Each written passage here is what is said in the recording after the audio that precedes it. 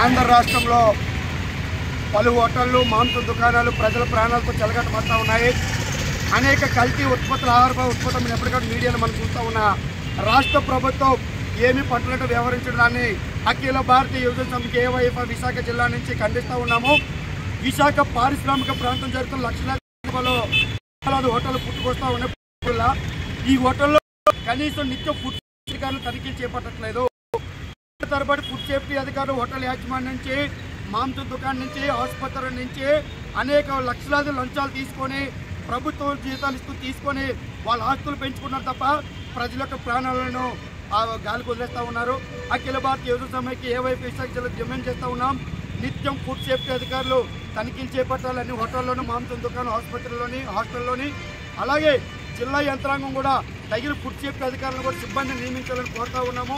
అనేక హోటళ్ళు ఈరోజు 2 రోజులు 3 రోజులు 5 రోజులు సంబంధించి హోటల్ ఉన్నారు. ఒక పని బిజీ ఉండడం వల్ల డబ్బులు కొనుక్కొచ్చే పరిస్థితిలో ఆరోగ్యం పోతా ఉంది. కొన్ని ఆరోగ్యం చెడిపోయిన తర్వాత హాస్పిటల్కి వెళ్దామంటే హాస్పిటల్లో కూడా వేలాది లక్షలాది బిల్లు ప్రజల నుంచి సేకరిస్తూ ఉన్నారు. దీనిపై ప్రభుత్వం చర్యలు తీసుకోవాలి.